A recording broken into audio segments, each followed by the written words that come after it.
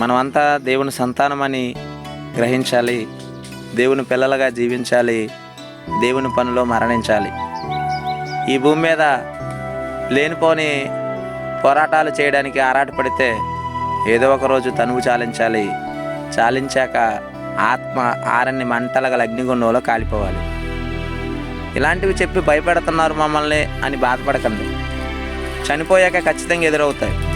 చనిపోకముందు ఈ జీవితం యొక్క విలువను తెలియచేయడానికి, చనిపోయాక ఎక్కడికి వెళ్తామో చెప్పడానికి 2000 సంవత్సరాల క్రితం యేసుక్రీస్తు వారు ఈ లోకానికి విచ్చేశారు. యేసు ప్రభువుని ఆపదల ముక్కులవాడుగా అవసరాలు తీర్చుకోవడానికి నమ్ముకున్నవారు అనేకులు ఉన్నారు. అలాంటి వారు కూడా ఆత్మ ఆరని అగ్నిలో కాలిపోవడానికి వెళ్ళిపోయే లెక్కలో ఉన్నవారే. ఎందుకు ఈ మాట అంటున్నాను అనుకుంటున్నారా? ఆత్మను రక్షించడానికి వచ్చిన యేసుక్రీస్తు వారు ఈ లోకానుసారమైన మనసు కలిగి ఉండొద్దన్నాడు. ఈ భూ సంబంధమైన వాటిపై మనసు పెట్టుకోవద్దని చెప్పాడు. పరసంబంధమైన వాటిపై మనసును ఉంచుకోమని చెప్పాడు. ఈ భూమి మీద ఉన్నది ఏది శాశ్వతం కాదు.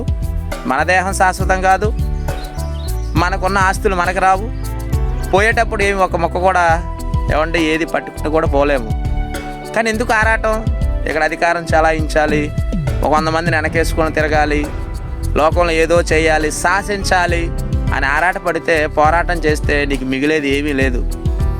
ఒకటి గుర్తుపెట్టుకోండి, అందరూ భూమి మీద బ్రతుకున్నంతకాలం దేవునికి లోబడి అసూయ ఈర్ష్య ద్వేషాలు లేకుండా సాత్వికం కలిగి, సమాధానం కలిగి, దేవుని పట్ల నమ్మకత్వాన్ని కలిగి జీవించిన వారి బ్రతుకు నెమ్మది కలిగి ఉంటుంది.